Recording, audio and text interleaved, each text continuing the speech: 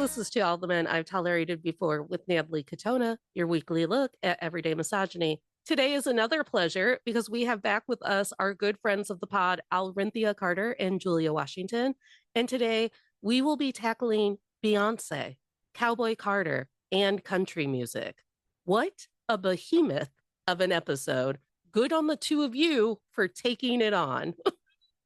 Do we want to say tackling? Was tackling not a good word? No. That's what we say when we talk about hard things. Yes, it is what we say when we talk about hard things. Hello, friends. Hello, tolerators. Number one, how does it, if you two don't like this joke, I'll cut it. How does it feel to be two women of color who get to teach me about country music and racism within country music, but instead of just normal racism? Country music racism. Country music. Racism with a twang. I mean, it's the original racism, it's no? the original racism. Okay, well, what's our relationship with country music? Well, I was going to say, like, I don't think it is inherently racist. I think that it's colonized. Yes. Yes. And then that became inherently racist. Yes, I would actually agree with that. Because Black people started country. And I know that, and people only learned that because everyone was outraged that Beyonce did a country album. And, some of us were over here like, no, but like we started country? Like, do you not know the history of the banjo? Before we get into the fact that people got mad that Beyonce did a country music album and then had to come to face with Black people inventing country music, we first learned that from the Elvis movie. With Yes. When Austin Butler went full Presley. Yes. Yeah, which kicked off our Still Comfy series, I think. Yeah, it did. Season. Mm-hmm. And I had to nurture you through your pain because you had to grapple with the fact that I forced you into realizing that Elvis is a culture vulture. He is. I knew, but it's one thing to watch a 3-hour movie about it. But I put your nose in it. Like, I fully was like, Natalie, we are not excusing this ever again. And I was like, Julia, this Lilo and Stitch soundtrack is my comfort soundtrack. What about Lilo and Stitch? I'm sorry. You can still listen to it. I'm not telling you can't. Saying it. You gotta recognize. I have a conspiracy theory about country music if anyone would like to hear it. Always. I'm afraid, but go ahead. Continue, please. You know how every wire has a 9/11 to purpose pipeline? Oh, especially for like the Gen X millennial ones. Yeah. 9/11 to pipeline to purpose. Well, country music, because of 9/11, got out of hand, misogynistic and racist, and we can thank one, rest in paradise, Toby Keith for that. Because is Toby Keith dead? He died a couple years. Remember, he was in. Remember, I read you that Twitter joke that was like, in honor of Black History Month, Toby Keith died. Yeah, I didn't remember. I'm sorry. Well, he was like one of those people like, okay, so there's the people who died and are like, oh, I thought he was already dead. Yes. And then there are people who are dying and are like, oh, what's he been? You know what I mean? Like, I feel after I don't know, you can't call it Americana. It's not. After the like nationalism roots or nationalism response 9/11 kind of like worked its way into country. Like, I think like that was all he could do at that point. Like, you can't go back to that. American girls. I also feel like it was really like it wasn't immediately blatant either because everyone had like this weird sense of like unity after 9/11. Like, people were bonding that you never would have bonded with before. And then because we were in that cloudy haze, it just sort of like a fog seeped into our hair and ruined it. Yeah, because I grew up loving country music. And then I went to Nashville to see Chelsea and fell back in love with country music. Because when I was growing up with country music, it was all angry, I'm a murder you chick music. Like, it was Reba, it was Shania, It was the chicks. It was all of this. We don't actually care about men music. And I was like, yeah, bring that back. Yeah, Ed was really into country music. He didn't listen to it as often when we were growing up. Like, it was definitely more like a Motown centric Saturday when he was home. A lot of 60s and stuff. But I think I was like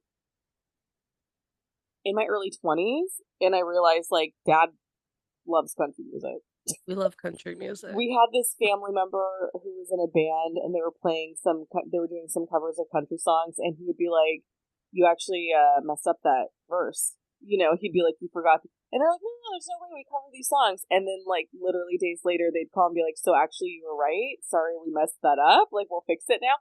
Like, he had a weird knowledge base of country music that was so foreign to us as kids, because it was like, we didn't listen to country. But like my grandparents, my grandpa, they lived on what would be considered now a hobby farm back in the 80s. And so like country music was just kind of there. I don't know, because of proximity, because we were in the country, but like westerns were on, so then of course like the music on the westerns sort of seeped in, and like there were certain musicians that just sort of became kind of these staples, I guess, if you will. And it's interesting because like my sister got really into country music. Like the amount of times she's seen Brad Paisley, we make fun of her every time she bought and be like, "I'm going to see Brad Paisley," and be like, "Okay, wait." So it wasn't really like we didn't have like you, Natalie, like you had all the strong female role models in the country. We didn't have that. We had a lot of like men being like, "I'm riding a horse. Here's my revolver." She thinks my tractor's sexy. Yeah, kind of. And like because of no, where that's I a live, real song, Julie. No, I know. I do know. I do know that. I do know that. And because of where we live, country music is a huge part of the culture. And by we, I mean like me, as in Julia, because I You live in literally farm living country. in a I'm in farm country, which people forget exists in California. Guys, we have the 5th largest economy, and a lot of it is ag. Ag and tech. Ag and tech. If those two could get married, watch out, world. I think for me, like my parents were. My dad was a fan of everything, and my mom was pretty much a fan of everything that was like available in her area. Like my parents are both from South Carolina, but my mom was like a big fan of like the Oak Ridge Boys. Oh yeah, in Alabama. yes. And then for me, like I always loved Crystal Gale, but purely for like Crystal Gale. Oh, I think I love her because of her hair. I don't know. I mean, because I was a little kid, right? So I love that. And I grew up like during like I don't know if you can call it glam country. It was almost like a kissing cousin to glam rock, right? Like you had like Barbara Mandrell, and then you had Reba was blowing up, Tammy Wynette. These big like bombastic women with huge hair and sequins everywhere, singing country. And I think like they're like the foremothers of, the Shanias and the chicks and, everyone that came after that. And so I think I grew up with like just the shininess of country, like people who had like made good. Like Fancy grew up in a shack and now she has like furs and things like that. I think it was like more of that sort of thing. And I love that type of country. Like Fancy is a song that raised me. Yeah. Yeah, I'm finding in adulthood, especially, now being friends with you all, there is a point where there's a part of country music that actually does, and I didn't realize it was the missing piece because I'd been feeling a little empty about some things. And I'm sure we'll get into it, but when Beyonce released Cowboy Carter, I was like, oh, this is absolutely filling the void that I knew was there, but didn't know how to fill it because I had gone so in the opposite direction of like fuck country music. There's so much racism. Like, I can't deal with the crowds. Like, and because our fair, we always had like country music acts more than we had like rock acts. But it was like I had a cultural aversion in teenagehood and adolescence because of how like steeped it was here. Like, Oakdale is the cowboy country of the world, which is like 20 minutes east of me. And like the rodeo is a huge thing. And so like cowboy culture is such a huge thing here. Again, people don't associate California with it, that I had a visceral reaction and was just like anti. But I didn't realize that it was the childhood healing. It like is healing there's like parts of it that I need to heal my childhood wounds. And I thank you, Beyonce. Hey, Beyonce, thanks. And I think her parents are like the same age as maybe our parents. I think so. Yeah. And so they probably grew up in that same kind of era, you know, living in Texas and Louisiana, across the South. I think everybody was listening to those things, especially if you lived in like a rodeo culture. And my mom grew up watching Westerns. She still watches Westerns to this day. And so you can definitely see all of those influences, the whole album. Oh, yeah. Like every transition where it's like, and now it's time for the smoke hour and da da da. I was like, why am I 6 years old again? But like in a good way. Yeah. My only regret is like, I mean, it's not my regret because it's not my album, but if I were her, my regret would have been that I didn't do a song, like a whole song with Willie Nelson and or Dolly Parton. Like I love that they did like, hey guys, she's cool. She deserves to be here. Like I love that. But I would be interested to see like what she would have done with a whole feature song with either of them. Especially Willie Nelson. I mean, Dolly Parton is the queen. We understand that. But there's something about white culture's obsession with Willie Nelson. Like, he transcends all of it. Like, I know people who are wildly racist, but then I also know people who are wildly on the left who love him. So he's like a really good glue. Well, I thought that the two of you would be tickled to know that one of my like big bold thoughts on the album is I just feel like if Dolly Parton and Willie Nelson got on board with this album, all white people should have followed suit. 100%. Who do white people love more than Willie and Dolly? I ask. Right. No, truly. I mean, she did come out and said Black Lives Matter, and people still got upset. So after that point, I think all bets were off. Yeah, that's true. That's true. If I know one thing, it's that white women will get upset about anything and put it on the internet. Also true. But yeah, I thought it was huge. I think it's huge that no one has been able to do anything with Jolene because Dolly has such a personal relationship to the song Jolene, except for Beyonce. She's like, I've always wanted to know what Beyonce would do with Jolene. So I have to be honest, I actually didn't. Jolene is my least favorite song on that album. Mm-hmm. Personally. I think I would call it what, like, if I had written the album and I was allowed a regret, it would be Jolene because of my feelings that I can't get over when it comes to Jay-Z. And I'm like, oh, you made this all about sticking by Jay-Z. And then like we were on the cusp of the Diddy stuff. And I was like, oh, that's going to bite us all in the ass one day that you made this about sticking by Jay-Z. So yeah, I think when it comes to Jolene, and I started to get over it today because there are a lot of ways that in the new Jolene song, Beyonce steps into her power. And it is still very much a don't even look at him. He's got what he wants because I'm a queen and there's no need. There's like no need to even try this.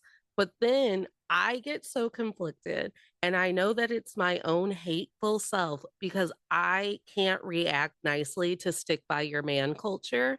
I'm like, stop that. Because he'd never do it for you. Stop so it. The song Stand By Your Man is the bane of your existence? Yeah. And I still sing along to it when it pops up on Spotify. I'm like, stand by your man. But I can't do it. You won't catch me ever doing it. Well, after I saw the series George and Tammy about, George Jones and Tammy Wynette it wasn't surrounding her recording that song, but she definitely sang it during that series. And in her real life, like she wasn't really feeling like that, ride or die. Like I think like the beginning of her troubles in her marriage with George Jones. And because she did, I mean, did she write it? She co-wrote it. I think like someone wrote it for her and then she added her own kind of funk to it. And so yeah. It's not really an uplifting, like the way that she sings it. Sometimes I'm like, is Stand By Your Man a sad song? Yes. Like, it's yes. sad. It's sad. We're devastated to have to do this. I like, okay, so I don't want to, like, I do stand by that Jolene is my least favorite on the album. I do appreciate the musicality of what she did with it. Am I saying that right? But I think that the Jolene version that lives in my heart that I love the most, that isn't necessarily Dolly Parton's version, is the one by the Staves, because they do a version that is just so depressing and wonderful. Where you're just like, this feels like heartache. This feels like, yeah, I got, yep. I like the whole time I'm like, I feel every ounce of this song. Well, it's almost like what do you call it? It's like a dirge, The I feel like a lot of this, and this is when I get real nerdy, but I feel like a lot of the songs on this album were very rooted in like heartbreak and sadness and longing for something, which to me is like one of the cornerstones of country, like pure country at its at its roots. It's just like longing for something else, And so I think Jolene fits in that, but it also makes me think like, how like in concerts, people will do like covers of things. I feel like Jolene is like, if we went to go see Beyonce, like she would say like, oh, you know what? I'm gonna cover Jolene for this. But she didn't her album because she has two covers on this album, which I thought was surprising. Blackbird gave me those. Blackbird is one of my favorite songs in like existence. Thank you, Glee. But and the Beatles. I was like, this is the way Blackbird should have always been. No disrespect, Paul McCartney, like, whatever, more power to you. Yes, we all can agree you're a genius, but this is the way Blackbird should have always been. Like, this is Blackbird. I'm telling my children, any future children, because my current child grew up on Beatles because of his grandparents, any future children, I'm telling them this is the only Blackbird. Yeah. Can I say something controversial? Always. It's not my show, but I'm giving you permission. Sorry, white people of the white community, but I have always thought that I like Beatle covers better than the Beatles originals. I love that take. Yeah, I've always every song that I've heard, other than like Blackbird and Across the Universe, I've always liked better when someone does their own take on it, and I always say it carefully because mostly white dudes would be like, what? It's because how dare it's like their musical inspiration on why they decided they wanted to start playing guitar at a fire pit for women. And don't get me wrong, like I am one of those basic white people who worshipped at the altar of the Beatles and chose to be like, that's my music education. Like I love the Beatles. It's the same way that I love the Beach Boys. Honestly, like the fires burn bright. And with it comes my, really complicated relationship with John Stamos. So John Stamos, he's a honorary Beach Boy. Did you not know?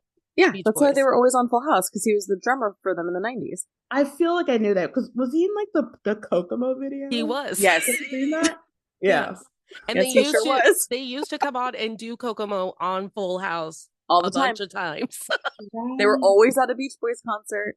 Always. And then I didn't know until adulthood when I went to see the Beach Boys that exist in this current timeline. I went and saw them live at a little concert avenue, and I didn't know, because I don't understand time and I live outside of time, that the Beach Boys were best friends with the Beatles. I go, what are you talking about? They had a whole slideshow about John Lennon. I'm crying. I'm like, Aww. what's happening? Aww. George was my favorite. I thought it was so cute. I think George was my favorite too, but only in like relation to Patty Boyd. I read her book and I was like, oh, okay. So George was like the one who like had his stuff together. Yeah. But I will agree with you that Beatles covers are beautiful. That Across the Universe movie, so good. Please fucking put it on stage already. I thought you guys tried. Well, I love the version of Dear Prudence in that one better. Like, when I tried to go back to listening to the Beatles album that Dear Prudence is on, I was like, no, I don't like this. I like the Across the Universe Dear Prudence so much better. But anyways, I'm glad that we gave space to white men on the Beyonce episode. And I'm glad that we started with our least favorite tracks, because I wanted to start with our favorite tracks of the album. Whoopsie, sorry. You know what? It's fine. You gotta, sugar. That way this way we can end on a high note. Yes. So when Cowboy Carter dropped, because it has been a minute, and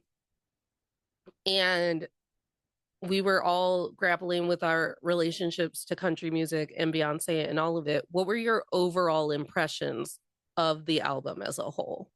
I was excited because, especially if she does say like, this is not, she says herself, like, it's not country. And I kind of agree, because it is country, but it's also like, it's so much more than that. Like, it has like root music, and it has Americana, and it has bluegrass, and it has, Southern HBCU marching band style and rodeos and stuff, all that. So I think it's like, I think people got stuck on that one thing, like, oh, this is not country. And it's like, it is, but it's more than that. Like, you can't just like guarantee it. I mean, you can't just like automatically like categorize it as hard country, because what even is that? Right. Well, I think it goes back to that thought process of like the early 2000s of like when country got redefined because of the 9/11 purpose, pipeline purpose, whatever it is. So it did become this whole like, this is how country is. And Beyonce was reminding us, in my opinion, that it's like what Alrinthea said, it's so much more than just what these white dudes are doing. There's so much more. The South is huge. Country music is everywhere. Like, I can't think of a single state where you don't have some version of country. You know what I mean? Like, in the continental US. Like I said, and I'm going to keep saying it because I'm apparently this hoe. People are shocked when I talk about country culture in California. They're like, that's not a thing. And it's like, yes, it is. It is absolutely a thing. And, Wyoming, Montana, but we also associate country music with the South. So it's a huge, all-encompassing genre. And Beyonce's like, hey, here's what I grew up with. Like, here's the versions that I know and love and understand. And I get into this conversation all the time. And I don't know if this is something that you experience, Alrinthea, but like, when people will like make these gross generalizations about country music, and I'll be like, well, that's white people shit. And they're like, no, it's Southern. And I'm like, no, I have Black Southern family. Like, I know I grew up in California, but like, I have Black Southern family. That shit's white people shit. Like, that's not my Black people. Like, that's not my country people. And then to the fact that Black people can't be country. They're like, what? That's not real. Everyone's urban. And you're just like, no. Like, no, how there's this little thing how we're not a monolith? We're trying to remind you. Stop shoving us in a box. Yeah. Charlie Pride did not die for this. Correct. You know what I mean? Like, he was somebody who sang at the Opry, and people are just so quick to forget him. And it's like, why would you do that? And I think it highlights like just how like varied people, especially people of color, are in our country. You have rap and hip hop, just like just take rap and hip hop, for example. You have hip hop that's going to be from LA, like Kendrick Lamar, and that's going to sound different from rap from Houston and Texas, like E40 and all that, to Georgia with Outkast and South Carolina and North Carolina with like Petey Pablo. And so I think like, I don't know. I think that's why I get so excited about this album and like this whole series that she's doing when she started with like house and now she's country and like the rumors are going to be like the next one is going to be rock and roll, which are really going to make people mad. Um, if you think they were upset about country, I mean, people still get upset that Black people are being inducted into the Rock and Roll Hall of Fame, and so it's going to be really interesting to see that. But I think it just highlights like, no, Black people are not a monolith, and we are pretty much at the root of every music that you could think of because we didn't have any choice. So of course we're going to make it great, but we can also like take it back and share it with you, but also share it in our own distinct voice. That's my soapbox. Let me go into what I learned today. So today I did learn that the banjo was created by Black people, mostly because I've never thought about it. Why would I just know that? But also today I actually understood the capitalistic breakdown of what was called race music and hillbilly music, and how race music became R&B and hillbilly music became country, and that's how they segregated it, because the music record labels were like, we don't know which one's going to make money, so separate it and figure it out. I also learned that country music, country radio as a whole, not one country radio station plays more than 20% of airtime with women singing, with women produced songs, women produced songs, sun songs. I messed up my sentence structure. A country radio station, there is not currently a country radio station in existence that will give up more than 20% of airtime to women artists, any woman artist. So then that breaks down to Black women have 0.03% of airtime. Yeah, and you know what's interesting also about this album is how Beyonce was like, let's find all the Black girls who do country and bring them in. And I'm in love with them now. And it's so amazing. So I was watching clips. I'm waiting for because I don't football. So I was watching clips of the Christmas Day halftime show, which if I hadn't forgotten because football's not a thing, I would have probably actively made time to watch it. But watching that opening scene where she's walking in, they're all dressed in white. They all have these big cowboy hats on, also white, and they're just harmonizing. Chills. Yeah. I've watched that clip and because so many people have recorded it from their phones watching it on TV and put it on TikTok that I've like, TikTok's now like, oh, this is the only thing you want? I'm like, yes. Yes. But also don't forget about, I want the hot dudes as well. But yes, give me the Beyonce clips of that opening moment when they're all walking together, harmonizing in the most astounding. I cannot wait for them to like, because I think somebody told us in our group chat that like they're gonna like drop it separately so you can watch it. It currently isn't all on Netflix. Like I set a reminder to be like, when you drop this, tell me. But the whole thing is on YouTube. I watched it on YouTube today. I watched it. It's like 14 minutes. And it's stunning. Like the transitions that she does when she comes in on the horse. And then you look away and you come back and she's walking, and then that's when she meets up with the girls. And I'm just like, the artistry of that, like you're singing, you're harmonizing while walking, in this huge... Learned that in church. Yeah, I mean, even her like singing, like when she comes in on the horse, her voice shakes a little bit, but then you're like, but she's singing on a horse. Like one sitting down, she's sitting on a living animal that she's not controlling, and the mic was on, and so it was just fantastic. Also, about the halftime show, can I say a very white lady thing? It's your show. I hope so. I fucking love when a marching band is done right. Mm-hmm. Same. I love marching bands, but specifically marching bands where white people aren't present. I love when marching bands are done correctly. HBCU. It's my favorite. It gets me so hyped. I'm never more hyped for a sport than when a drum line is drumming. I'm like, oh, oh, okay. Drum majors are always hot. Always. I don't know if they're hot because they're hot or they're hot because they're drum major. Yes. So I loved every moment of that halftime show.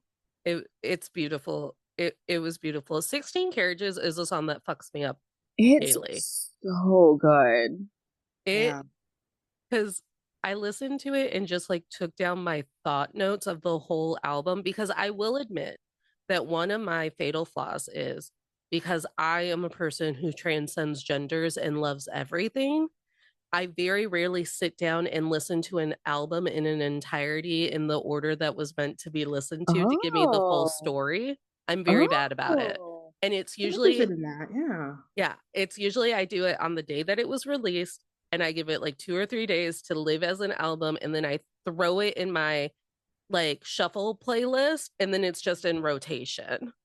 Oh, interesting. When Cowboy Carter dropped, I listened to it as Beyonce intended for a literal 30 days. The album would end, and then I would just go, okay, start it over. And then just over and over. I swear my neighbors are probably like, does this hoe think, like, can she listen to something else? Because it was because I remember when Taylor Swift dropped her album 30 days later, it's like, I'm not done with Cowboy Carter. Like, Taylor, you have to wait. And she still is waiting. I haven't listened to the album in its entirety. But like Cowboy Carter was on repeat, and I actually like hate that you can shuffle it on Spotify. Like, I was like, can't we do like we did with Adele, who was like, Spotify, take the shuffle off this album, because I have a very specific curated story I'm trying to tell, and you're ruining it. Like, I feel like they should do the same with Cowboy Carter, because it really is a journey. It is a ride. Like, you start in such a where you start is not where you end emotionally, in my opinion. Oh my God, that's so deep. I love it. But there are bookends, because today I learned that the word requiem, I can't even say it, requiem, unless I'm singing it now, I guess. Today I learned that word, which I've known forever, because I'm an avid reader, means mass and like a religious ceremony. I was like, I guess I've never questioned what that word. And specifically, like, it's a like a liturgy for the dead, you know? It's like, and so I like that she started with that, because to me it felt like she was thanking like the ancestors and people who came before, and this is the foundation of what the story I'm trying to tell here. And like I feel like the songs on the first half are very like traditionally rooted, and then it goes to more kind of modern things. But with 16 Carriages is where I wrote down.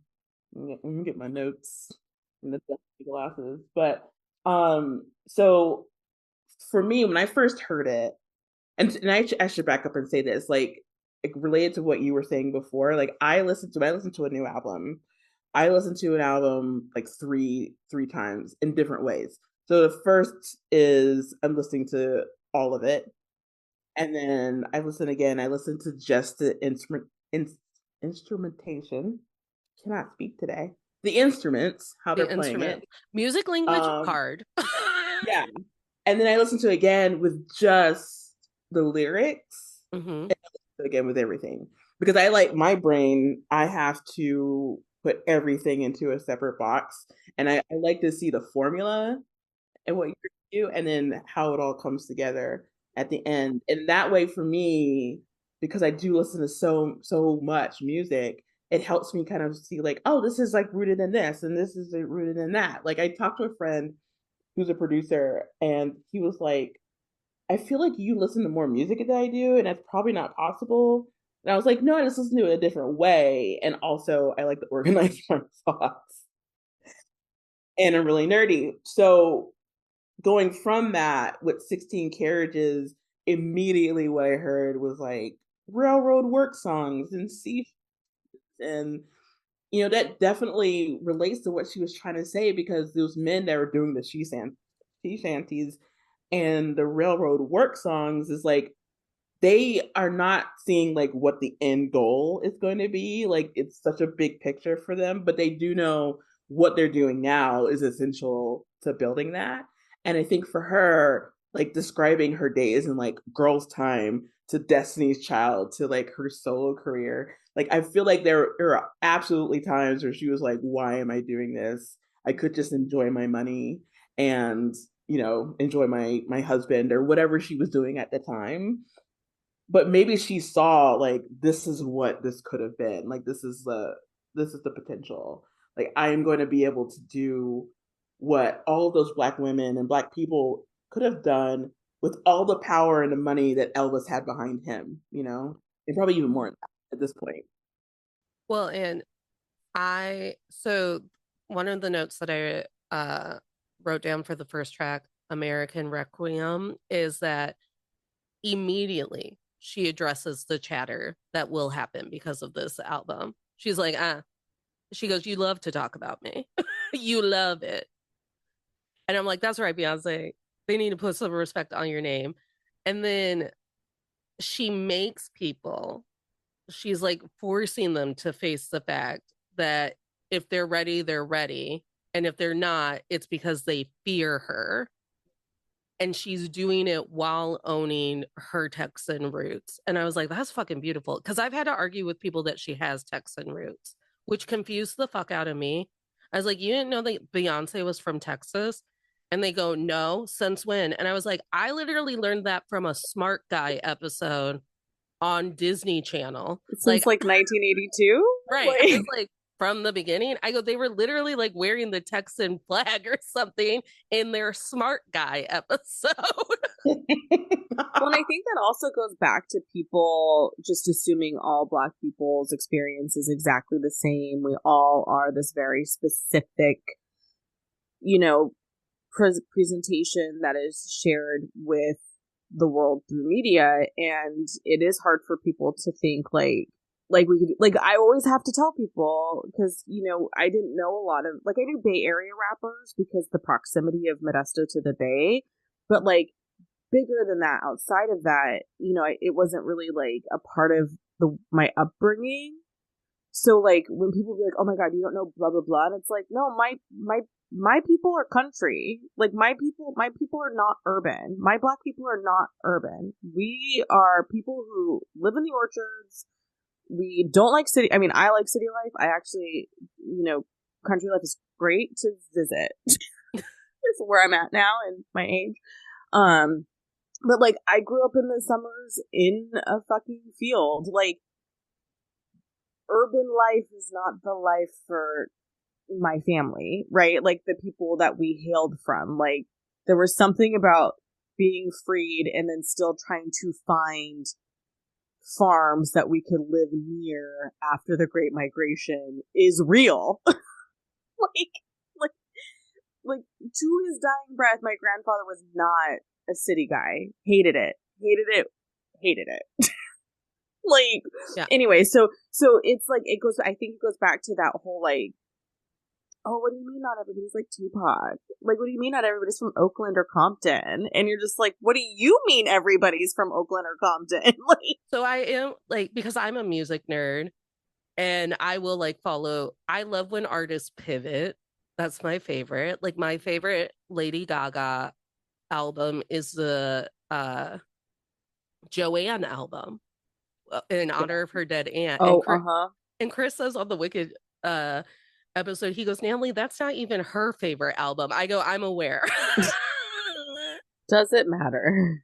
I love when artists pivot. So I was so excited for Cowboy Carter because first off, TikTok had just been like, hey, you, white lady, have you ever heard of Black country woman music? And I was like, no, because I live with so many white people. And they're like, here's a taste. And I had just gotten into this like account that would like show you different songs and be like, bet you never heard of her. And I'd be like, you were right.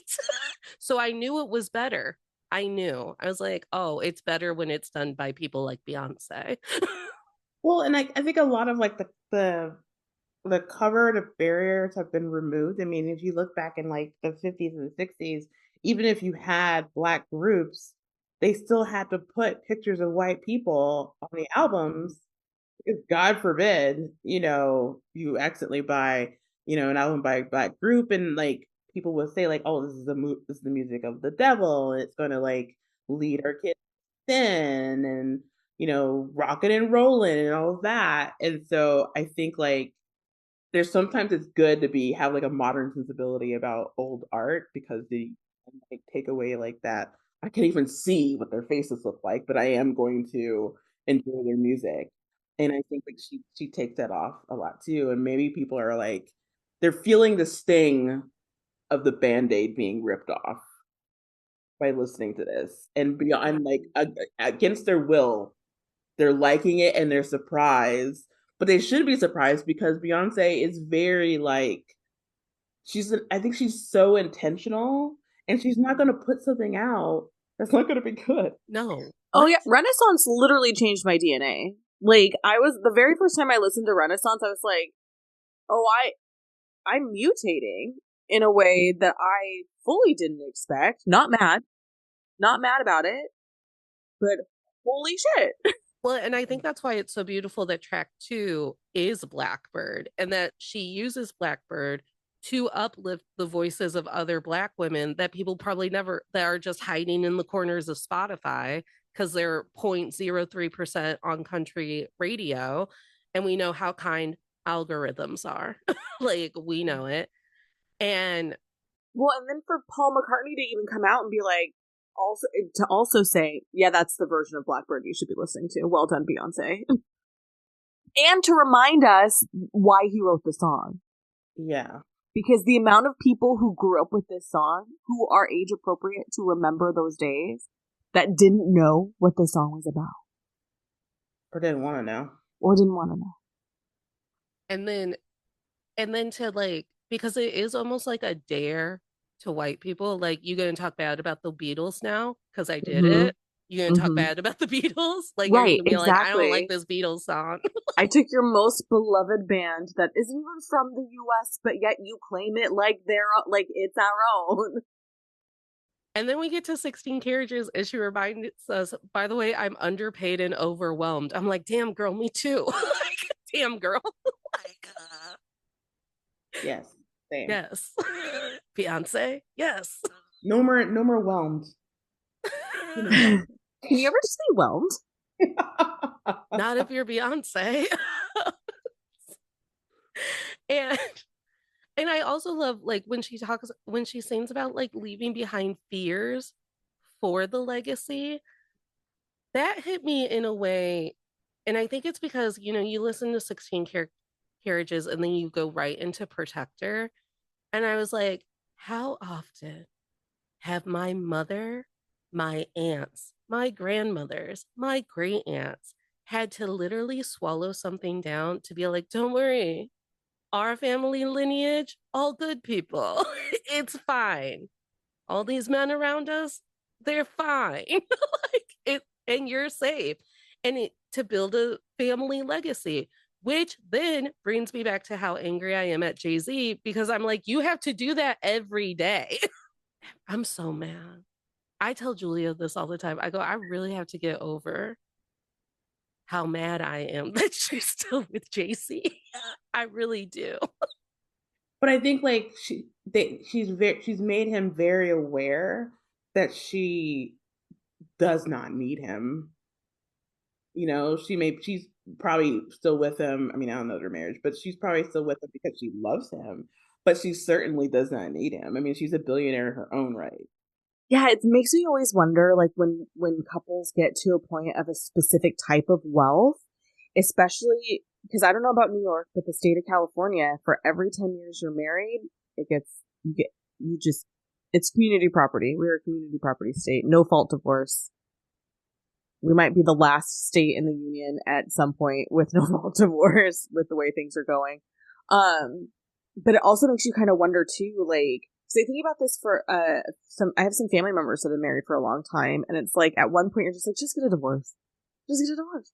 And then it's like, no, it's too hard because the amount of assets we share, the properties we share, the way that our income is entangled, even though they have separate bank accounts, there's still like income entanglement because of like shared bills and all that stuff. And they're like, after 25 years, it's not worth it to try and divorce for that kind of like because of this element. And I was like, holy shit, that sucks. Like, you're not happy. And at this point, they're not even pretending to be happy. Beyonce and Jay-Z, I would assume, like, they do family things together. Like, they bring Blue out and do stuff with her. Like, they're very family-centric in their public persona. So, to me, it doesn't give off the I can't stand him vibes. But I can understand they've been together for so long that at this point, like, monetarily, it would probably be a divorce that took years if she did want to leave him. Can someone help me out about Blue Ivy? Does Blue Ivy not have a twin brother? I thought that there were twins. There are twins. They're younger. The twins are young. That was pregnancy number 2. Yeah. Thank you. I was like, where the fuck is Blue Ivy's brother? Well, where are those two? They're probably not ready to be like, they probably, I mean, I'm assuming they had a family conversation of like, hey, Blue, here's an opportunity. How you feeling about it? You know what I mean? Like, I don't think they would thrust their children into the public eye without like that because remember how much speculation and just the way everyone was awful to Beyonce when she was pregnant with Blue. Like, I'm imagining that they are being very mindful and very protective of their children when it comes to the public eye. Right. And I think Blue, even if she's only 12. She's only 12. Holy fuck. Yeah, she's only 12. But I mean, she's a lot more together than I was at 12. I was a fucking mess at 12. I certainly would not be able to do any sort of routine that required any sort of coordination physically in a stadium, in front of, thousands and thousands of people. Other 12-year-olds are playing or dancing in a school gymnasium in June to their parents and all the other parents of the children that go to their dance school. Like, they're not touring the world. But I do like that I feel like all of the vitriol and things that Blue has gotten since like she was born, since she was a little baby. I mean, it doesn't surprise me that they want to protect the younger too. Because again, I live outside of time and it does not matter to me. So today I was just watching the halftime show and she comes out for Texas Hold'em to do the 2-step. And I was like, where the fuck is your brother in all of this? Because I thought the twins had come first. And then there was a single pregnancy. Are you thinking of like J-Lo's twins? Maybe. Because she brings them out. She rolls them out all the time. Yeah, all the time. Mariah does too. But I think I guess she's Blue's like 6 or 7 years older. Oh my god, I also didn't know it was that big of an age gap. Yeah. Isn't that interesting that all these famous female singers have twins? Well, did they use IVF? It's not my business. I'm just curious. Maybe. I mean, it could have been that. It could have been I don't know if any of them have twins in their family or anything like that, but it could be because I don't know if they were older mothers, because Beyonce's only 42, 43. And so I don't know, but Mariah definitely was, because isn't Mariah 56? Is she? Yeah. I feel like she's a 1968 baby. I feel like she's timeless and doesn't have an age. She's 55. Oh, she's 55. Okay. But still. but also so is J-Lo, because J-Lo is also like a 1968, 1969 yes. baby. Yeah. My best friend has to remind me that the only reason why we were allowed to listen to Britney Spears, the only reason we live in a timeline where we were 12 listening to Sometimes I Run, Sometimes I Cry by Britney Spears is because she was several years older than us. She's like, she's not our peer. She's not the same age as us. So whenever someone's like, Mariah's 55 years old, I'm like, who let that happen? That brings us to a really fun track for me personally, which is the Protector track. I believe that it is pertinent to the theme of this podcast because of the way that she's talking about daughters and being a protector of her children. But it's not even that she's a protector of her children, but she's a projector of all of the things that they'll become, and that they get to shine through her, or when they start to shine, she will be the first person to be happy about that. And my note, because I'm in such an emotional, healthy place today, is there's something so undeniably woman in the song. And I think it's mostly because so don't get upset if you don't feel this way. I realize that this is my illness. I don't think men are happy when we shine unless it has something to do with them. They don't have it in them to be a projector. So, and that's the theme of the podcast. Well, I think there is some validity in that, because how many relationships do we see fall apart when a woman's career starts to take off and, you know, a man's is stagnant? But conversely, there are couples that show us that it doesn't have to be that way. The Woodhalls, the Paralympic medalist and his Olympic medalist wife, like watching them during the Olympic season this past summer was so beautiful. Not to be like, Natalie, I know that we hate men here, but also don't hate men. Like, that's not what I'm trying to do. I'm just saying, like, there are examples that men could look to and learn from about how to be a self-assured male and confident in their own right and still uplift their wives. And if there is an insecurity happening, don't punish us. It's not my fault. And if you are feeling insecure, let's have a conversation. Let's be emotionally intelligent about it, because I don't want to be murdered because you're having a hard day. Well, and I think that's the underlying, the more nice point to my point where I'm like, men just don't have it in them.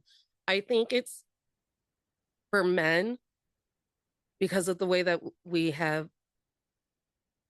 cultured men in our patriarchal society, it's not a nature thing, it's a work thing. They have to work to be projectors in our lives instead of just being projectors in our lives. And I think with the way that women have been socialized, it's always a mom or an aunt or a sister who's screaming and clapping and stomping and building someone else up with no thoughts of what that means for them.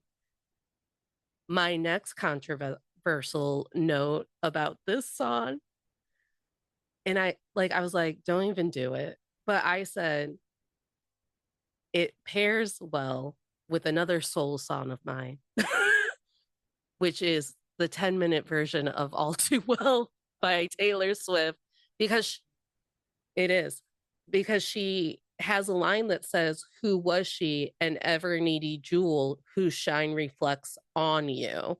And it's that dichotomy of like, here's Beyonce calling women projectors, and here's Taylor reminding me that like when you shine, men are only looking for how that reflects them, and they're always going to be like, because I'm great, because I raised you great, because I gave you an opportunity. Like when I got my theater job, the man who I used to coach drama club theater with, literally one of the first things he said was, I guess that's thanks to me.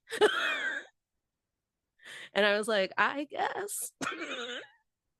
It's like those videos on TikTok breaking down why men propose on women's big days, but we don't see proposals on their big days.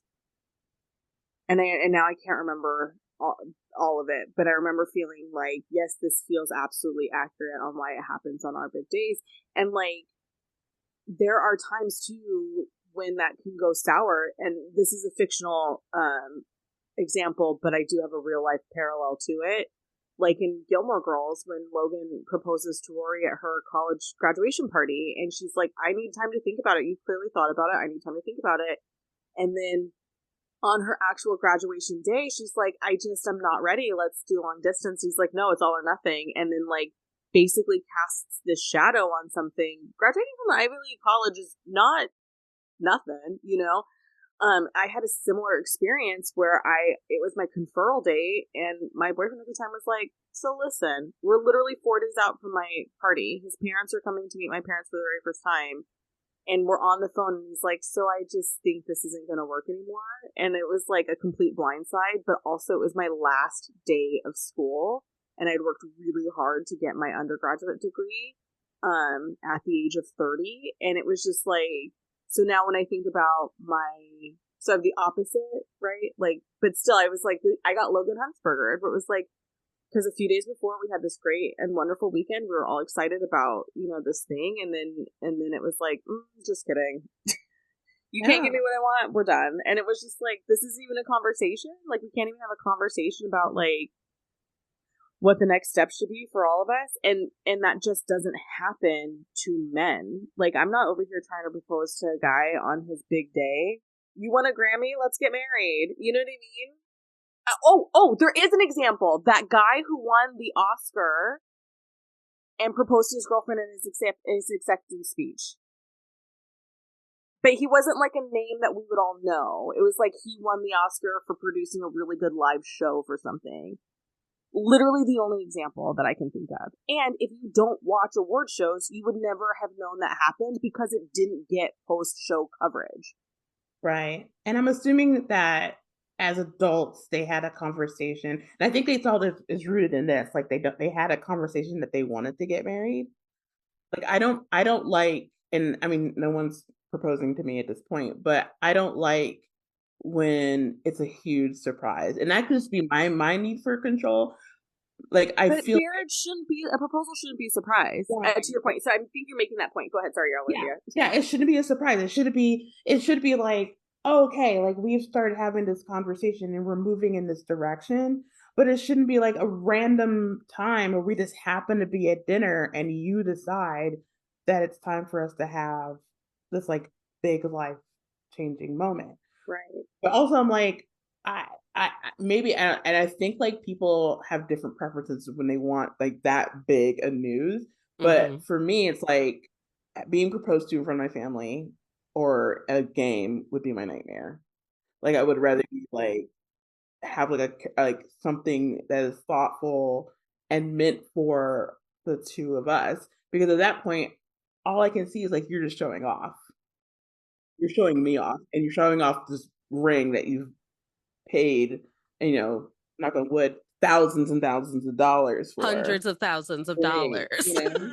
So I think it's like interesting, like going from protector and then into daughters. Like it is interesting to see like how your relationship with like your dad and just men in general like affects the way that you love people and affects the way that you are able to receive love from people. And I do think that as Blue Ivy grows kind of in front of us, and the more that she comes out and is involved in the Renaissance tour, was involved in the halftime show, there's something that never gives me the like Nepo baby ick to it. Like, remember when poor Northwest was Simba in a live show of The Lion King?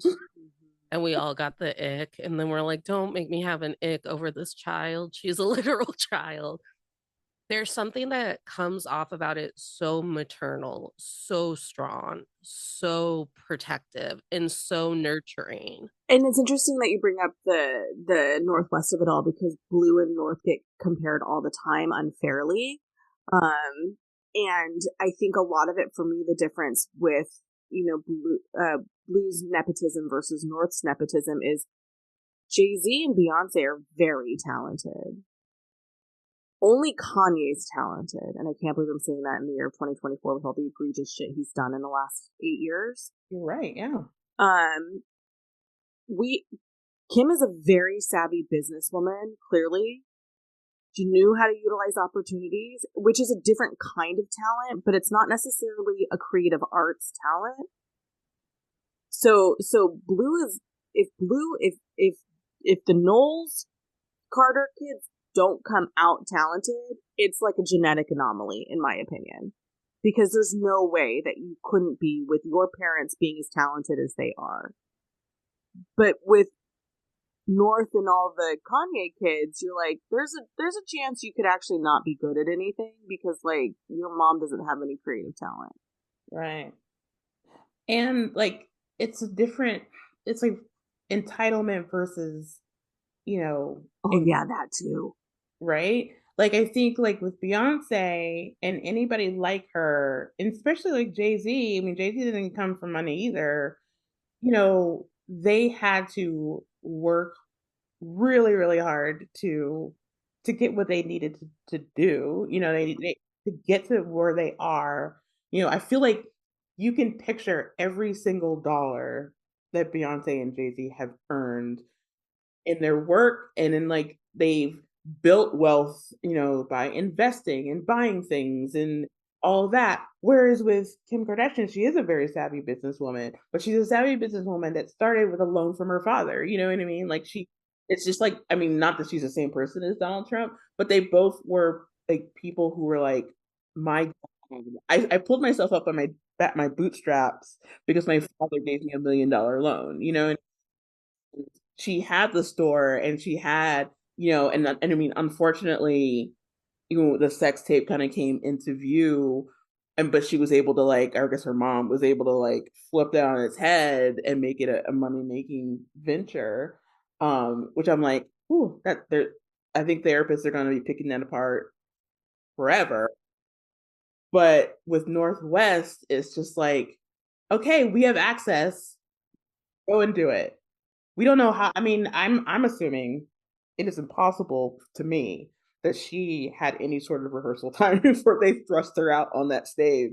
I don't even know if she was like expecting it. Like it feels like to me, they're like, okay, we're going to go see the Lion King at the Hollywood Bowl, kids. We are in our private box. You know what, North? I think this is a good time for you to get on stage. For Get you to on be stage. Simba. Hope you Yeah. studied that soundtrack. Yeah, and the difference too in the parenting of it all. Not that we should be judging people's parenting, but like I mentioned earlier, Jay-Z and Beyonce are very mindful and very aware of the public treatment of their children and are careful about how they present their children and when they present their children in public because they know that there's going to be an unfair amount of scrutiny.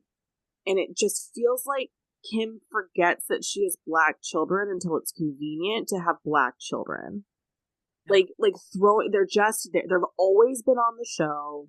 They've always been a storyline on the show. There just doesn't feel like there's any protection for their kids. And then, and I understand now she is trying to an extent because all this shit that's going on with Kanye, like that's hard and scary. At the same time, it's like the whole point of your job as a mother, if you feel like being drawn to being a mother and that's what you want to do, is to ensure that your children are protected and you are the protector. Yeah. Right? Yeah. And she wasn't protected herself, so she doesn't know how to do it. Know how to protect. Right. North, she's got to like figure out her own stuff, especially like stuff with her father and her mom being kind of wackadoo, and then also like having like they have like 4 kids. I feel like there's like 1,000 kids, but there are 1,000 Kardashian children. Raising 4 kids and trying to understand their father's bipolar, diagnosis, and all that, and growing up in like incredible wealth that a normal person can't even, fathom. Yeah. And so it's I mean, her father's a part of history forever. Like you cannot talk about like the OJ case is so defining in so many ways. Yeah. When your dad's being played by David Fisher, you're not able to be a normal person anymore. Correct. Yes. No. But bringing it back to daughter, where me too, Beyonce, I am also colder than Titanic water. I would have frozen Leonardo DiCaprio if I had gotten the chance. I wouldn't have. I would have let him live. You would have let him live? So they can be like dumped on the boat afterwards. I mean, they had just met. I mean, we don't have to dive into like a whole a whole different episode, Alrinthea. I didn't say Jack Dawson, okay? I didn't say Jack Dawson. I said specifically that I would let Leonardo DiCaprio freeze.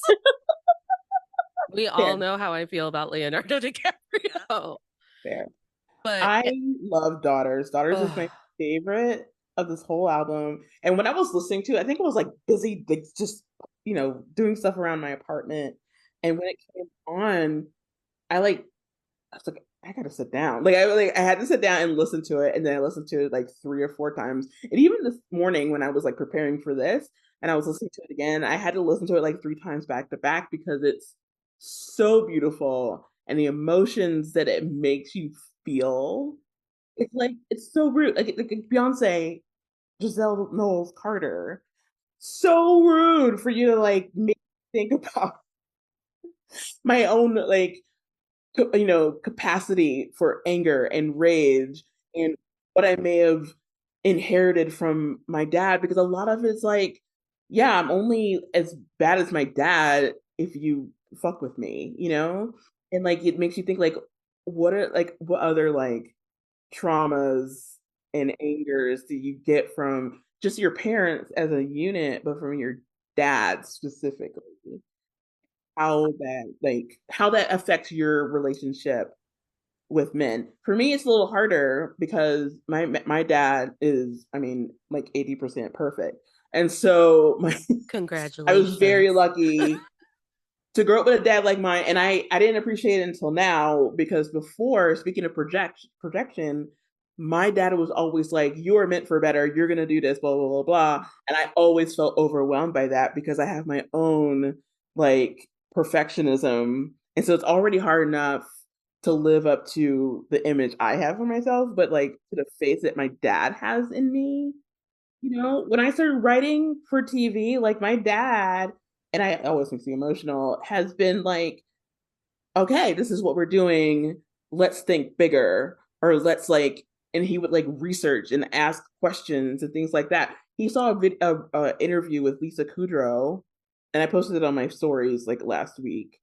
Well, interviewed Lisa Kudrow and called me immediately. He was like, why didn't you go to the groundlings? And why not? I was like, you know what? You have no idea, and you will never have any idea just how much money I have spent on improv classes alone. But like that touched me because my dad believes in me so hard, almost to a fault. And as I've gotten older, I realize that my dad and I are very, very similar, and that's why we used to butt heads. My dad is a Cancer. And if we want to talk astronomy for a minute, my dad is Cancer. I have a Cancer moon. I feel like that's where we like I have to do it a certain way, and he has to do it a certain way. And my dad's also a counselor, and so it's like I don't know, like that song just brought up so much like deep seated emotions about my relationship with my father. Which one's older, Beyonce or Solange? Beyonce. Exactly. The eldest daughter, yeah.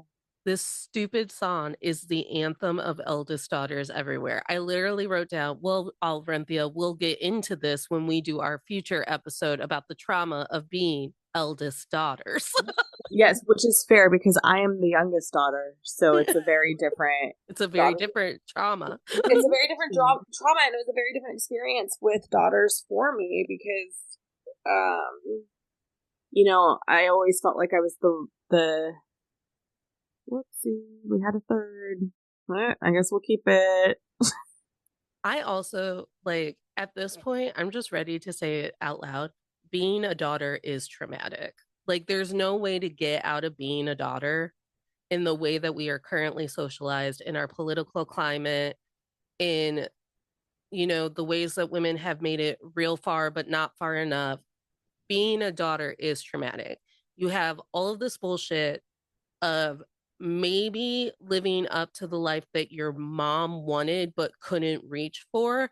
And then you have all of this dad bullshit coupled with it and society and all of it. Like, eldest daughter, youngest daughter, middle daughter, it's all traumatic. And like when it comes to, and again, we'll talk about it. The thing that got me during the daughter song was this like dichotomy that you live with, that there are a lot of instances when you were a daughter where the only way that you're respected or heard or cared for is when you're playing damsel. But then when you're the eldest daughter, there are less opportunities for you to play damsel because you're the strength and the backbone and the third parent and all of it. So it's that whole idea of like, I'm not good at playing damsel. I am famously bad at it. So our future eldest daughter episode will be filled with all of the times that my family has accidentally hurt my feelings because they're like, well, you've got it covered. We've never worried about you once, kid. It's like, well, this is why I'm cold as fuck. Thank you. I don't know, just being I mean, I feel like I'm learning more about myself as a daughter these days, but also, I mean, at the root in the song Daughters, I mean, at the root is still about heartbreak and someone doing you wrong and female rage and anger and how we express that. And like, I understand when she's like, I can only show this rage if I, summon my father, because God help you if a woman just has pure unadulterated rage in their spirit, it has to be kind of connected to something that they learn, from a man. But it's so gothic, the gothic storytelling of it. And I'm looking at my notes. I wrote down like it reminded me a lot of like Nick Cave and PJ Harvey and even the Italian lyrics. There's a whole arietta in the middle of this song. When I tell you, when she started and I was literally doing dishes, I was like, I have to stop and I can't hold anything because like I don't want to drop something. Like, what is happening? Beyonce, what are you doing right now? This is like mind-blowingly, insanely, deliciously good. Yeah, that's when I sat down too, was when I heard the arietta. And like it's called Caro mio ben, and it basically means without you my heart languishes.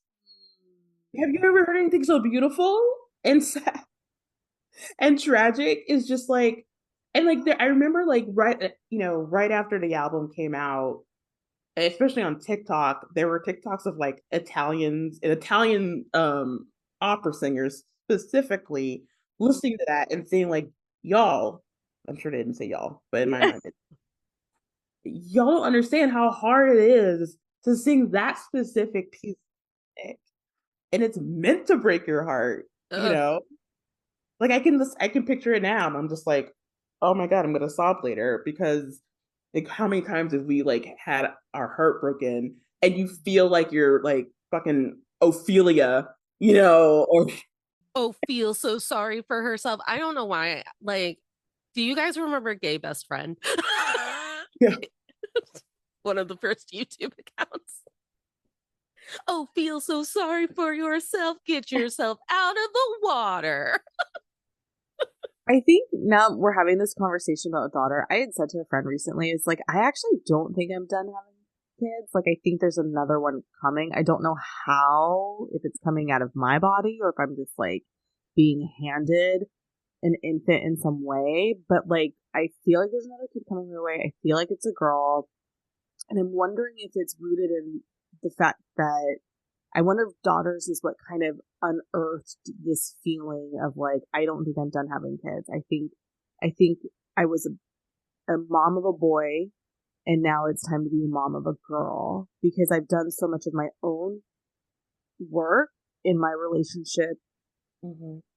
And there's a lot of things that that in the last few years that I was just like, these are, if I have the chance, or maybe it's just me wishful thinking being like, if I have a chance, I'm breaking these curses. I'm breaking this generational bullshit. But it definitely, like, the other day, like, I fully had a dream where I was like, oh, I have a baby. Weird. Terrifying. But very real. There's always like the dream interpretation of that, which my mom interprets dreams, but it's like a big transition is coming. And it could be good and it could be not. But I feel like I had like the same kind of thought with like daughters and protector in tandem were just kind of reminding me. And this is something that I've been like, we need like a stinger that says like vulnerable moment. Or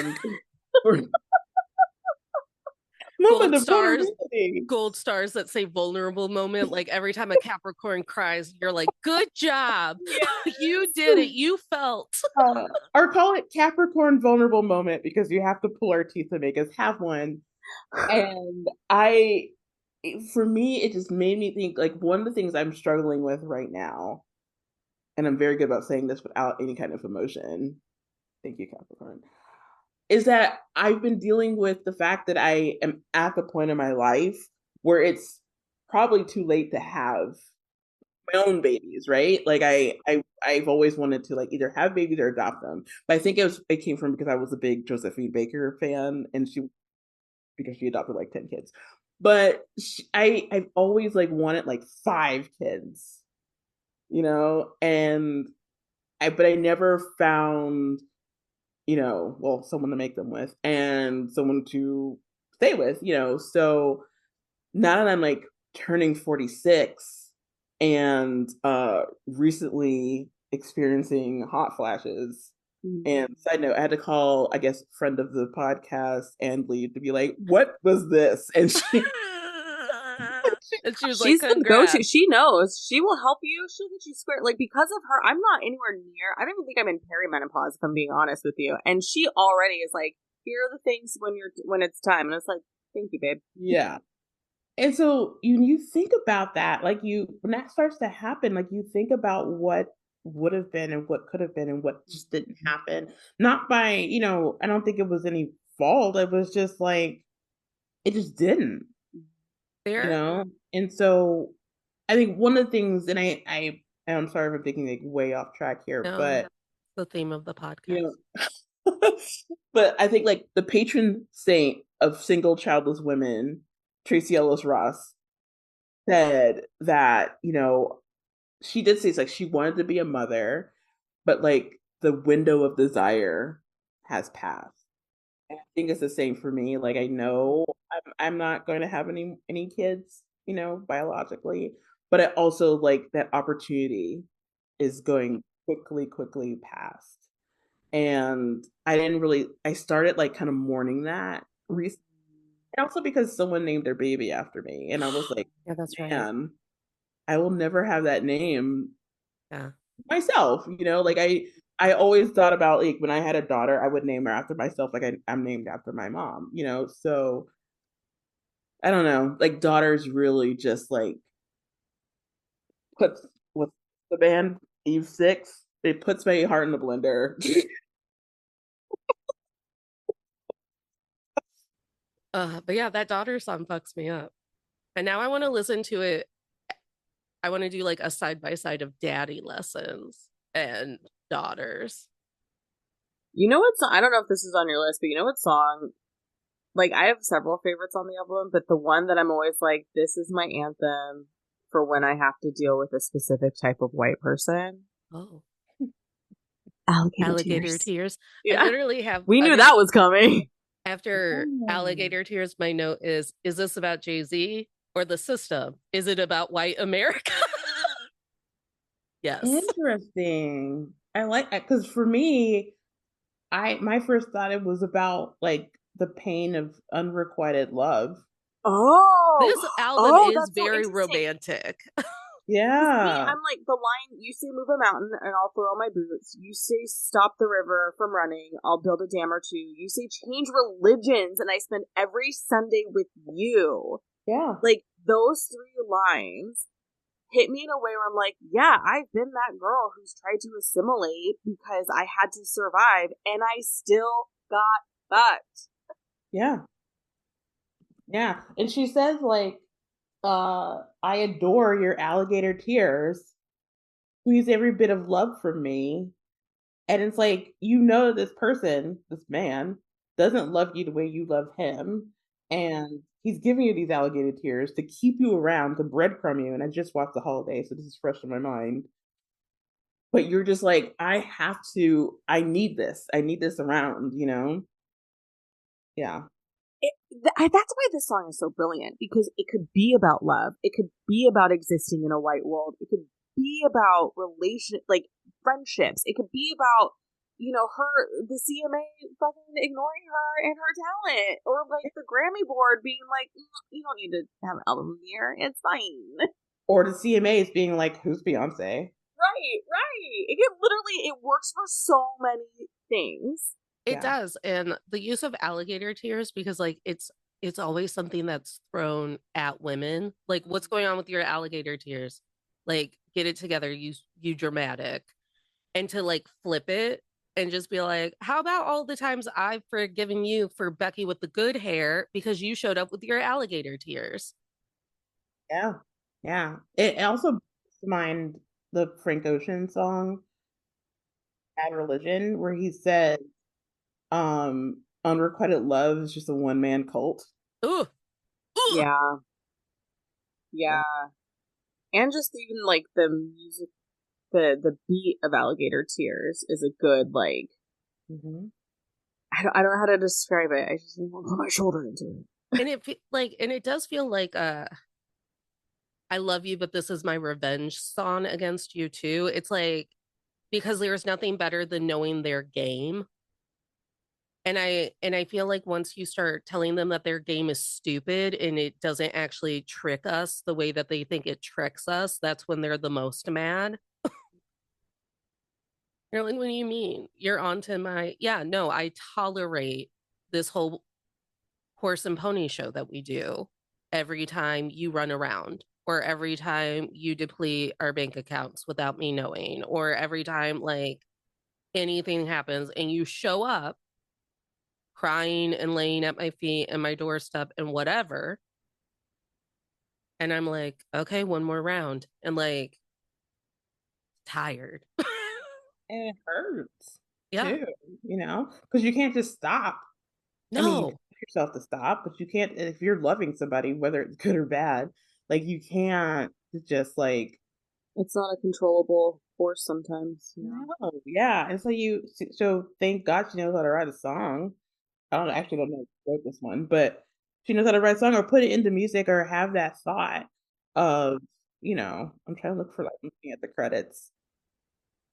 There's like 5 songwriters on this, but um yeah, it's just Unrequited Love is, like, I guess, like, one of my favorite, like, I wouldn't say it's my favorite emotion, but I think I like it. It's like my favorite kind of song inspiration. Like, my favorite Prince song is The Beautiful Ones, and that's all about unrequited love for Apollonia, you know? And he basically, like, screams at the end, "Do you want me? Because I want you," you know? So, it makes this, like, beautifully tragic music, unrequited love. But it could be, you could also, direct it towards white people too, if you wanted to. Julia and I have an entire episode that came out before this episode, but hasn't come out yet because we're still on Christmas break, about Galinda the Good and how she just couldn't fucking do it. No. And I mean, Elphaba will live with that unrequited love forever. right. And that disappointment, like, you always meet somebody and you're like, "Oh, this person's gonna be great." And they don't always let you down, but they can, and it's always in, like, a crucial moment where you need them the most. Like, I lost a friend, one of my best friends, she was white, or she is still white, and broke up with me because I made it in screenwriting and she didn't. And I feel like it was like, I think that's where I like looked at with the Galinda Elphaba situation, where it's like Elphaba's like good at sorcery. And I'm like, did she just have telekinesis? Was she really good at sorcery? And then like Galinda was just not. You don't notice she's not, right? At that point. Like, you just know that she's not, she can't naturally make things rise with her mind. She didn't have telekinesis. Yeah. Yeah, I love Alligator Tears. And then it leads into my other favorite song, Most Wanted. And I cried. I love that song. And I love the choice to have the other vocalist be Miley Cyrus. It could easily have been between a man and a woman, but to choose Miley Cyrus. So good. So good. It is actually probably, so my top three are Alligator Tears, Two Most Wanted, and Levi Jeans. Like, those are on my 2024 vibe playlist. And they just like, so here's the thing. The industry and Billy Ray Cyrus robbed me of the career that Miley Cyrus deserved. I think she's taking it back, though. I think she's trying. She's taking it back. Okay. Flowers is a banger. That song, she's being sued for it. Fine. Bruno Mars is a bitch. Bruno Mars, I'll come for you. Sorry. I just learned that news live on a recording. And then that song, I Used to Be Young, breaks my heart every that's a good one. I used to be crazy. I say I used to be young, breaks my heart. But I didn't know that Miley Cyrus was coming up on this fucking album, and I was in the car the first time, and I literally heard her voice, and I burst into tears because, like, the immense talent that both Beyonce and Miley Cyrus have, and the fact that, like, and I say this all the time about, like, Anna Faris funny movies. It's like, I deserve more Anna Faris comedy, and I'm never gonna get it because of fucking Chris Pratt and the industry.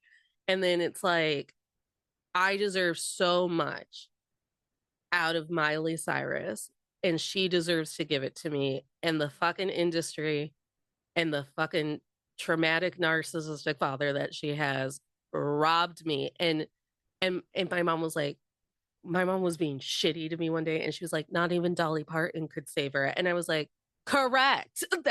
That's the theme of the podcast. You'd think if your fucking godmother was Dolly Parton, you'd get a little reprieve. But also, it's not Dolly Parton's responsibility. No, also that. I mean, you could assume. You could assume. I would assume she was my if she was my godmother, I would be everything. Listen, both Dolly Parton's goddaughters went through shit because her other one is Kesha. Oh, I didn't realize Kesha was her other one. Kesha's mom used to write songs with Dolly Parton. I didn't realize that. She was like a Nepo person. Kesha? Yeah. I didn't either. I would just like to say that 2024 was the year that I fell in love with Post Malone against all odds. Of all. You know what?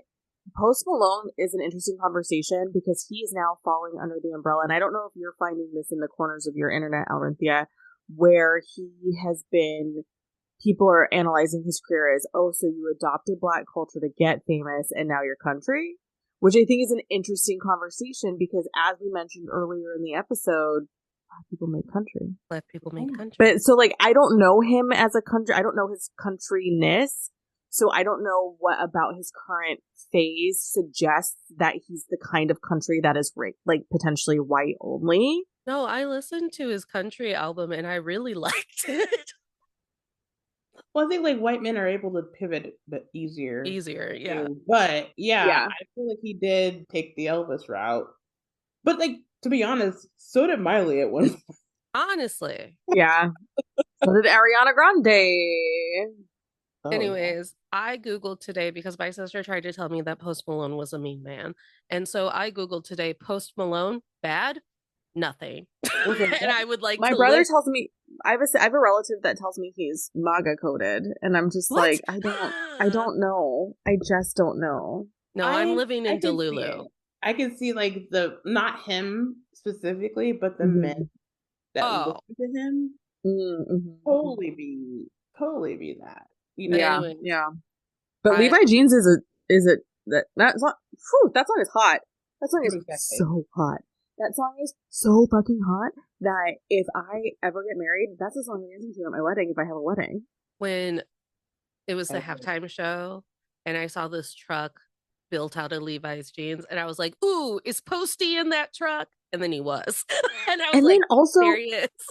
Can we also talk about how fucking brilliant it was to be like, all right, I see you, everybody who doesn't think I should be doing a country album, and I raise you a brand deal with Levi's starring Bob Dylan's grandson.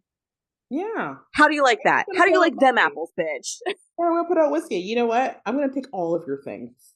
Yes, like, brilliant. Like, you covered a Beatles song way better than the Beatles ever could. You took the other white man's grandson, the other white man that everyone jizzes over, excuse for the vulgarity, white man, grandson, and put him in your commercial? Oh, she's brilliant. Perfect. No, and is Post Malone Bob Dylan's grandson? No, in the commercials that she does with Levi's. I was so confused. I was like, can we, like, for a moment, because I know we're wrapping up soon. We're wrapping. Have either of you guys seen Bob Dylan live? Yes, no. I did. He came to Stockton, which is kind of wild. Like, people, this is another thing, like, you know, white male community, you'll just have to deal with this. Bob Dylan is terrible. Yes, I'm not a Bob Dylan fan. My recap of that was like, I would have liked to have seen him 40 years ago, because we saw him. Okay, so my child is 2006. So 2006, I said I would have liked to have seen him 40 years ago. Yeah, because I'm like, which would have been 1966, right? If I did the math right. Yeah, I think I saw him in like 2002. It was around I was about to graduate from college. And he went like right after the Black Crowes. And I was like, this is it? This is what you guys are just like circle jerking yourselves over? Not me. No, truly. No, truly. And Bob Dylan's another one where the covers are better. Mm-hmm. Mm-hmm. The only Bob Dylan song I like is Girl from North Country, but I think because it also is Johnny Cash on that one? Johnny Cash has a cover. Yeah. Johnny Cash does a cover of it. Yeah. I love Johnny Cash. Come on, Bob Dylan. No, I don't even want to see the movie. I don't care. I don't want to see the movie either. I've never been a Bob Dylan fan. I don't understand why he gets to mumble it's like, and it's completely different, so don't even come for me. But it's like when Bop was real popular, and I was like, anyone can make noise into a microphone, Hanson. You know what it is for me with Bob Dylan? I think because I was exposed to the lyrics and the poetry before I was exposed to the music. The mumbling. Mm-hmm. So reading his lyrics in a collected works of Bob Dylan versus hearing him sing them changes. I think it changed. I think it really did. Because you're reading these lines and you're just like, wow, this is fucking beautiful. But then you hear him sing and you're like, no, but why does it sound like that? Why does he sound like that? Any last final thoughts before we go into lessons and manifestations? That's all the notes I had. What did we learn from Cowboy Carter and dissecting it and our notes? Don't underestimate artists. Don't underestimate female artists. Don't underestimate Black female artists. Make the stuff that you want. Make your own concept albums. Concept albums, I feel like, are the best albums because they tell a cohesive story. And, you know, don't let a man tell you that you can't do something or try to do it their way or whatever. Like, one of the things that Beyonce said, I haven't seen the movie, but in the movie she was like, men were like actively doubting her, and she's like, I know what I'm talking about. Like, stand up for yourself, even if it makes you sound like you're like the dragon lady or something, because you have your vision. Stick to your vision and do what you need to do.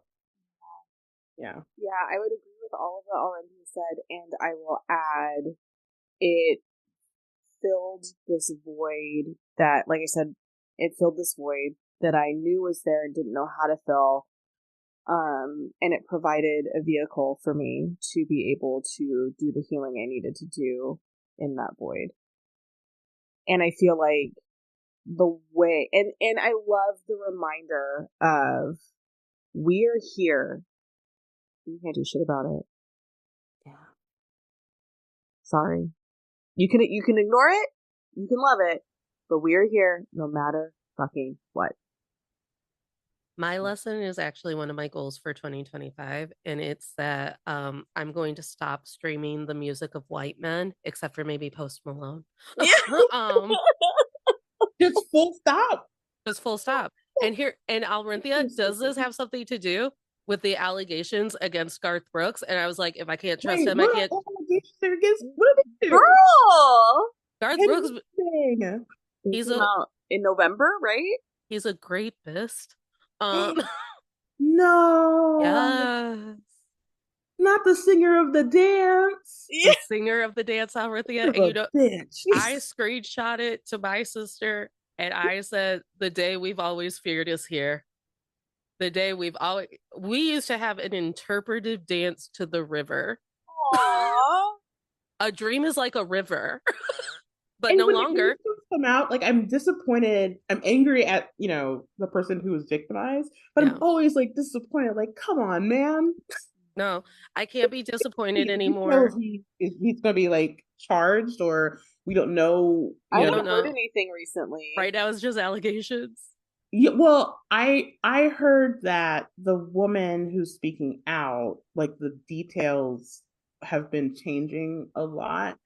Not to say it didn't happen, Yeah. but it's like I guess she's thinking like events that happened when she was assaulted didn't happen at that time. They happened like either like several months before, several months after. And so it's like that kind of murky stuff. But that doesn't mean it didn't happen. And that doesn't mean that he did it. Something happened to her. We just don't know who it is. This is why I'm never going to get justice for anything, because I too can't keep track of time. You got to write everything down and you got to date it. And she was 13, so. And she was, yeah. So anyways, while I was re-listening to Cowboy Carter today, I was like, that joke that I keep saying, like, I'm not streaming any white men on my Spotify in 2025 because if I can't trust Garth Brooks, I can't trust any of them. I'm like, I'm doing it. I am making a diligent effort to change my bucket. Okay? Huh? I don't know. Trisha, write in. I'll stream Trisha. How is she dealing with this? I need to know. She sold their house. Draw is like sketchy. Like, is Faith Hill okay? Faith, Tim. No, I'm done. About their wives, I'm always concerned about the wives. When Jay-Z went down with the Diddy ship, can I tell you something stupid about that? Because I've been writing a lot, I thought for whatever reason that the Diddy case would follow movie plotline pacing, and I thought that they would do a little bit more lead up to Jay-Z. So then when Jay-Z happened, I went, wow, that was quick. What a quick exposition? Yeah, I thought there would be more exposition. I thought that there would be like some smaller names thrown out. I thought you are a screenwriter for sure. When the movie version comes out, that is how they will give it to us. And those of us who lived through it will be texting, wait a minute, I don't remember it happening that way. Is that how that happened? And you'll have to tell everyone that's how Natalie thought it happened. That's how Natalie thought it happened. That was literally me and Ann Lee during the final season of The Crown. She was like, I don't remember it happening this way. It's like, because it didn't. I literally thought that Jay-Z would be the last one they gave us and be like, and finally, Jay-Z. But no, they just have to look, they just have to go back to Corinne Steffen's memoir. Yeah. All those dudes are in it. All those dudes are in it. So anyways, Julia knows that I've been worried about Beyonce forever, because for a while, I'm like, she's fucking gonna go down with the ship, because they always do. Like, it always turns back to, because what was it? I think it was those stupid people in Vanderpump Rules, and someone had to be like, she had to have known something. Okay. Okay.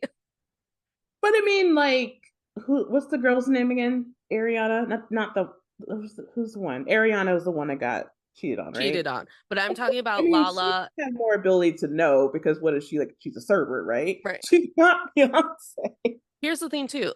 I'm mostly she's going to work in North Hollywood. Of course you're going to see more cheating.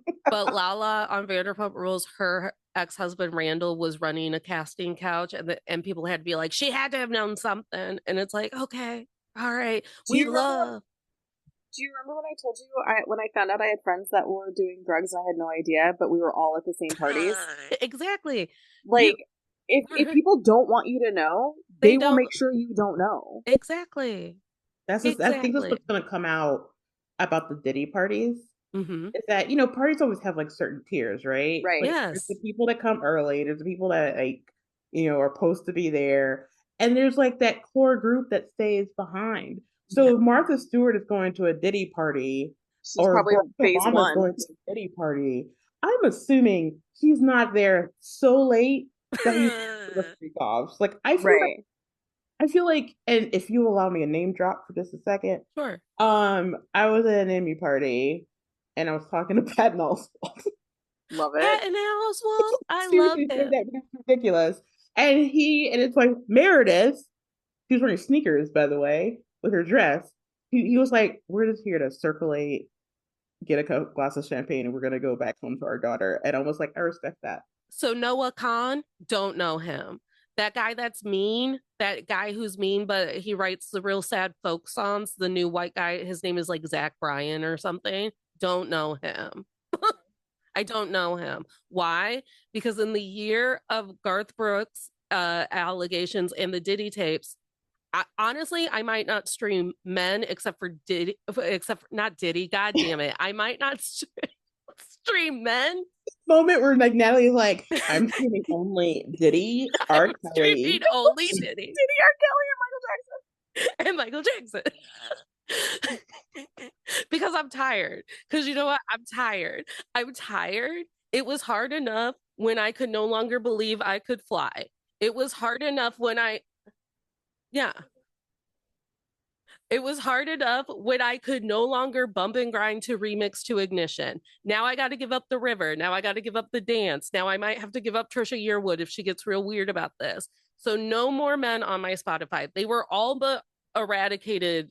I may keep the dance. It's fine because you know what? When the remix to Ignition shows up on my shuffle, I pretend that I don't see the green check mark. That means that it's still in my life songs. I'm like, oh no, how did this happen? An accident.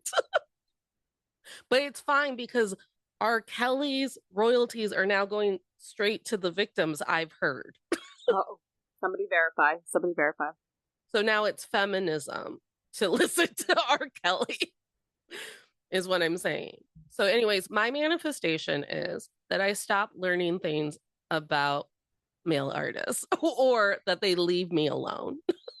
We need bad men to leave us alone. And my manifestation for all the future things is that if you don't want Beyonce to make a country album, why don't you just keep that to yourself? You didn't have to tell me. I wasn't going to make you listen to anything. Yeah. Just ignore it. Just ignore it. It's fine. And my manifestation is that number one, I need to be better about listening to albums all the way through. And I'm going to start with like that new Billie Eilish album that's really good, and the Charlie XI album that's really good, and the SZA album that won a bunch of awards. I'm going to do it. I'm going to listen to albums all the way through. That is my manifestation. What are yours? My manifestation is to be more unhinged. Yeah. Okay. So nothing at all to do with country music or Beyonce. No, it is, but it is though, because I'm the friend that's so obnoxious. Like we went to a thing over the during the holiday season, and it was called the Nutcracker and Jazz. It was all jazz music, and my friend asked me how was it, and I said that was a lot of white people dancing to jazz music. Now wasn't it? So like unhinged in the way where it's like I'm gonna remind you that what we just experienced was too white for what the origins are. Yeah. Well, thank you for letting us know that you went and saw La La Land, the sequel. And then they have a black dancer. Well, the lighting was so bad that it wasn't obvious. Like they did not light him well then. Anyway, you got to go see the hip hop Nutcracker because I think that it's Nutcracker is very good. I've heard it's very good. But the chocolate Nutcracker with Debbie Allen. Yeah, Debbie Allen's. Yeah, anything with Debbie Allen, I'm in. Alrinthea, what's your manifestation? So is this something I'm like inspired by? Yeah, you're hoping for the future. So I think it's the same. Using Beyonce and my beloved Prince as like just models of leaning into your creativity, sticking to your creative vision, even if you may have detractors from it. I'm I'm leading myself into the process of creating a new movie that does like heavily feature female rage, and inspired by I've been trying to find books on this person and I haven't been able to. Uh Julia Tofana made aqua tofana, which is a poison that she would sell to wives who would dispatch their husbands. And so I want to like tell that story. Um and so leaning into like Beyonce's like Daughters is a song that I can picture scoring this movie. And so it's going to be something. So it's very exciting. I've skipped everything, every social engagement to read about poisons. Julia and Alrinthea, do you want to plug anything before I send us off? Yes, buy my shit. Go to juliawashingtonproductions.com and buy my shit. I work very hard to make candles, and whenever this airs, we are launching a Feminine Rage literary candle series. Buy those. I know that was a surprise to me too, Alrinthea. She sprung this on me during the Galinda episode. Yeah, I've been working on it since October because I got real mad about something, and I was like, rah! And so then my friend Kelly and I have been designing. The labels are almost done. The scents are done. I just have to now promote them, but I'm on break until January 15th. All right, Alrinthea, you. I don't have anything to plug yet. Oh, well, actually, no. You can shop my photography store at Yes. southernfilter.com. Filter is spelled with a PH. Focusing on abandoned photography. So if you like old mills, old wood, rust, and a little mold, Graveyards. I'm your girl. Graveyards, anything that is scary is pretty much my deal. And you can also find my blog that I still pay for and don't use as much as I should. Alrinthiacarter.com, where I do all of my rage writing. And as a as a sharp contrast, watch Yo Gabba Gabba on Apple Plus. I was literally gonna say I love if she doesn't say watch that my episode of Yo Gabba Gabba, I'm going to because it's amazing and also 180. You know, someone is just a dark, gothy girl who loves children's programming. Loves children's programming. Love it. We love to see it.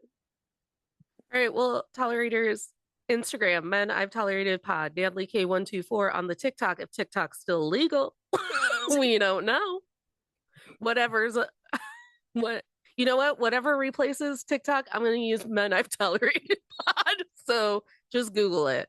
And remember, tolerators, you don't have to smile through anything you're tolerating, including people who have no idea of the history of music telling you why Beyonce has no place in country music. Smiles are for joy.